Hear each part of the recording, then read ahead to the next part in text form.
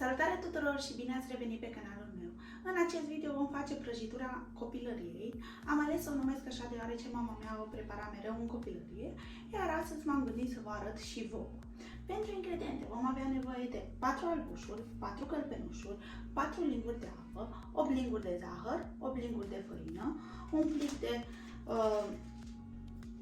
budincă cu gust de căpșun de la Dr. Oetker, pentru care vom avea nevoie de 500 de ml de lapte și 2-3 linguri de zahăr, un plic de zahăr vanilinat, 2 lingurițe de praf de copt, 150 de grame de căpșuni, 2 banane, 2 kiwi, o nectarină și puțin unt pentru tavă.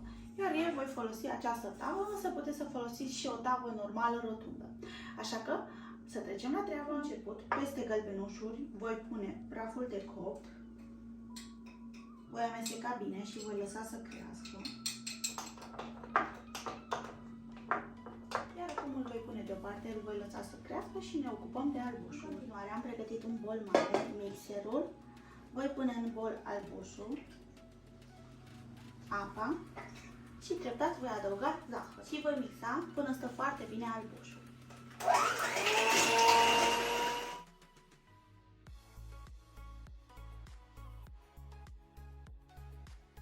Albușul este gata, trebuie bătut până nu se mai mișcă deloc în bol, peste care voi adăuga gălbenușul,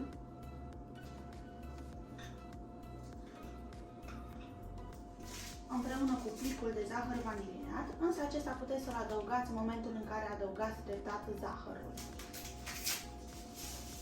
Iar cu o spatulă voi amesteca foarte încet. Între timp voi pune și cuptorul la încălzit în prealabil la 170 de grade, cu căldură atât de sus cât și de jos. Iar treptat voi adăuga și cele 8 linguri de făină. Și voi amesteca tot așa încet, în aceeași direcție. Iar la final, deoarece căpșunii sunt din congelator, îi voi pune direct în plat, îi voi tăia doar în două. Dacă doriți, puteți să-i tăiați în bucăți mai micuțe sau să-i lăsați chiar și întregi. Însă să aveți grijă, dacă i-ați scos din congelator, să îi stoarceți foarte bine sau puteți să puneți și de la magazin, cum preferați, sau orice alt fruct vă este pe plac. Dacă sunt mai mici, îi pun direct întregi, însă pe cei mari îi voi tăia în două. Și la final amestecăm cu spatula și aluatul este gata. Amestec foarte bine, încet în aceeași direcție căpșunii în interiorul aluatului pentru plat. Îmi place foarte mult, deoarece la această prăjitură te poți juca, poți să pui ce fructe vrei, ce fel de budincă dorești, nu este necesar să puneți de căpșuni, însă pentru mine budinca de căpșuni este preferabilă pentru această prăjitură. Mai departe voi trece la tavă, pe care o voi unge foarte bine cu unt.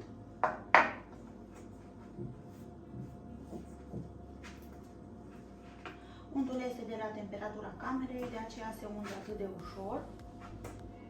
Dacă îl scoateți direct din frigider, va fi puțin mai dificil să ungeți, însă nu imposibil. Odată unsă tava foarte bine cu unt, voi adăuga aluatul în interior și îl voi nivela. Iar acum voi nivela foarte bine.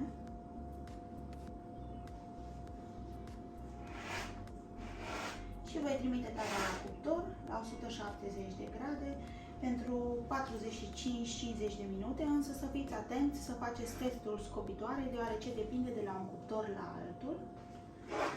Iar acum platul este pregătit de trimis la cuptor.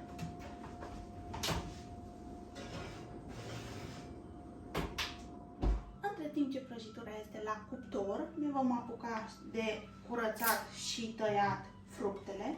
Eu în mod normal bananele le tau în rondele, la fel și kiwi, iar acestea le voi tăia felii, nectarina. Puteți adăuga deasupra oricâte fructe vă este pe plac și orice fel de fruct vă este pe plac.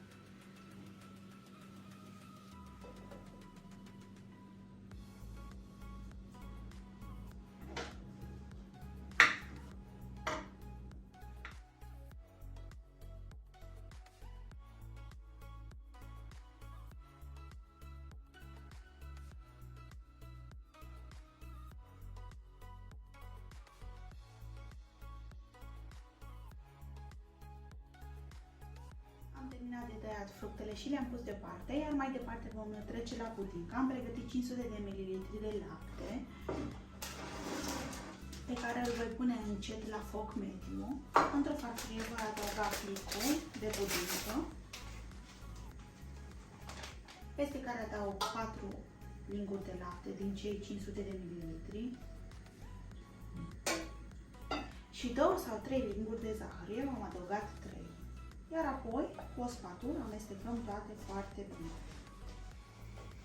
Odată ce laptele se apropie spre fierbere, voi adăuga pudinca amestecată cu zahăr și 4 linguri de lapte. Voi amesteca încet cu un tel ca să nu se facă bobolele.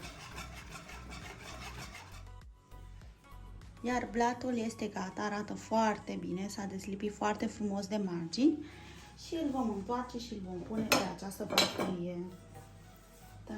În acest bol am pregătit 2 linguri de zahăr cu câteva apă, cam 30 de ml și voi însiropa foarte bine blatul. Să-l însiropați în funcție de cât de moale doriți să fie. Mai departe voi așeza budinca. O voi pune treptat, o întind pe întreaga suprafață, după care aștept câteva minute să se întărească și tot așa o voi pune în straturi. Voi lua o linguriță și voi torna pe margini, aici colo, însă dacă doriți puteți să omiteți acest lucru.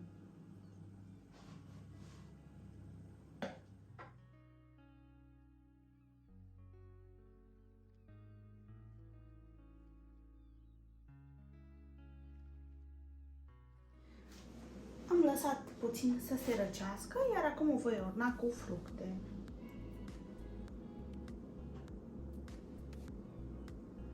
Puteți să urnați oricum doriți, dacă doriți deasupra puteți să puneți și frișcă, mie nu-mi place atât de mult, așa că o voi lăsa așa. Puteți să puneți, dacă doriți, și gelatină sau să puneți ciocolată topită.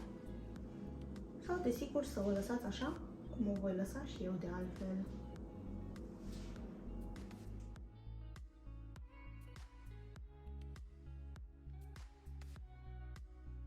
Prăjitura copilăriei este gata, arată absolut fabulos. Am mai adăugat și 2 clementine. Puteți să adăugați, cum vă spuneam, orice fructe vă este pe plac. Eu am ales să ascund bananele, deoarece acestea se negresc destul de ușor și de repede, peste care am pus kiwi, iar astfel le-am ascuns, însă la gust vor fi foarte delicioase.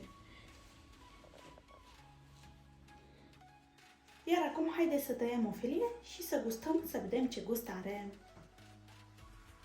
Haideți să gustăm, să văd cum a ieșit.